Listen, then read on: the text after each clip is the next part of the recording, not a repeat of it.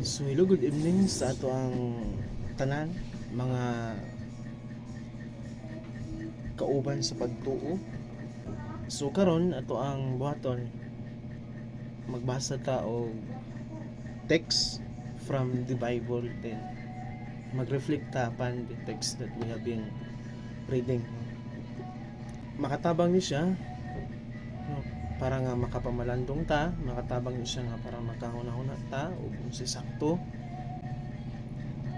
sa mga maayong buhaton, sa mga kinahanglan pang buhaton, sa mga pangunahon.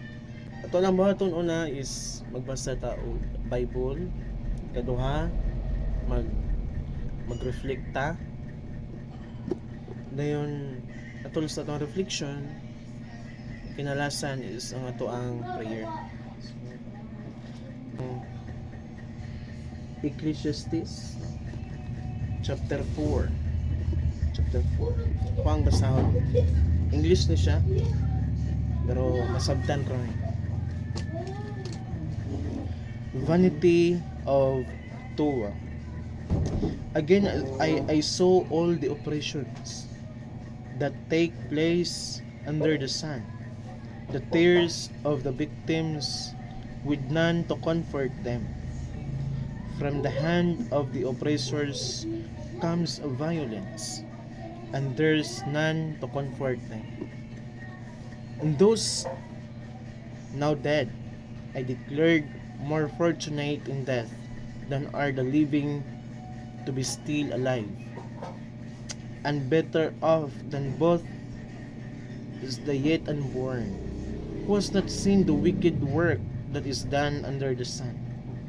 Then I saw that all toil and skillful work is the rivalry of one person with another. This also is vanity, and a chase after wind. Fools fold their arms and consume their own flesh. Better is one handful with tranquility than two with toil and chase after wind. The word of the Lord. Maghilom ta sa kadiyot, then ato ang pamalandungan ang pulong ato ang nadungog. So mayong gabi na mga ano sa ato ang kinabuhi, ay mga tao nga dito sa tua.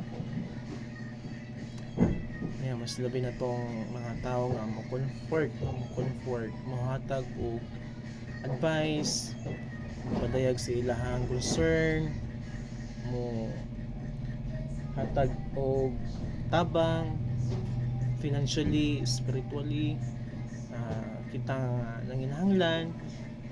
Kaya kay pamation nga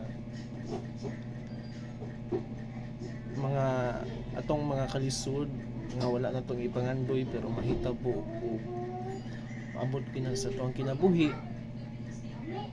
na yung mga tao nga nagsuporta sa to, mga tao nga andam mo tabang, mga tao nga mo comfort,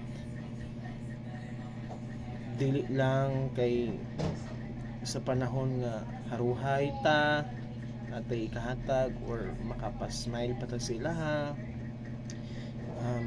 tanaw nila nga makatabang pa ta nila, lami pa ilahang mga pahiyom, lami pa ilahang mga pagtagad sa tuwa. So nanatod sa kalisod, unsa man ilahang appearance sa tuwa, unsa may naipakita, unsa man ilahang ikadalit. Wala exempted sa kalisod, wala exempted sa mga paglulutos sa kinabuhi, na adyo ng mga problema, no, mga kabalaka. Sumot na pareha na ko businessman daw, businessman daw ko noy, may try ani nga business, no? Mga kabalaka, no? Monthly billings, monthly nga renta, mga kinahanglanon para sa shop, mga panginahanglan dira sa pamilya, daghan kayong mga tanaw-unon din. Pag naka sa business, importante jud ang kwarta, no? Ang kapital. Kung napabana, kay tigtuyok mo guna. Yeah. Ang ato diha nga para sa kaon, para sa ato ang panggasto is na dira sa ginansya. Kasi og na apil na ang kapital og gasto na yung mga usa nga tanawunon na usay nga mabalakat ta kay basin og mga gupa ang mga gamit di na to matag-an palit na punta, so kinahanglan ta mag-spend ay mga kabalaka, mga turmoil sa kinabuhi, kaingon ta vanity, ang tanan nga mga hinaguan nato, ang tanan nga tanaw na to nga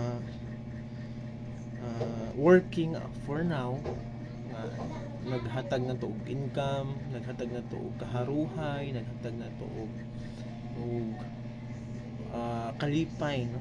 Na itong mga sweldo, itong mga abot sa uma, sa business, na sila naghatag na to na sila og kalipay. Pero kanang tanan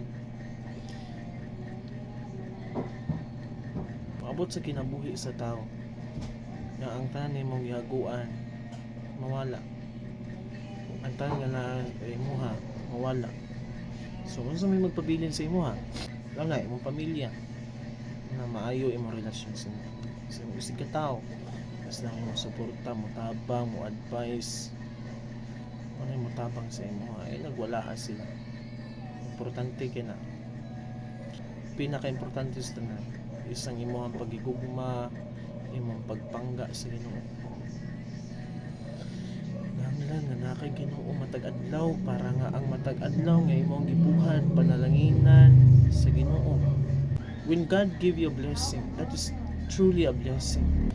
When we speak of blessing, even how little is that, kaya kang buhion anak, mulungtad ka na naman, blessing na siya, gikan man na sa Ginoo, hatag na sa Ginoo sa paningwa ang blessing sa Ginoo. Kay kung ang imuhang paningkamot lang ang imuhang saligan, that's vanity, wala ra na.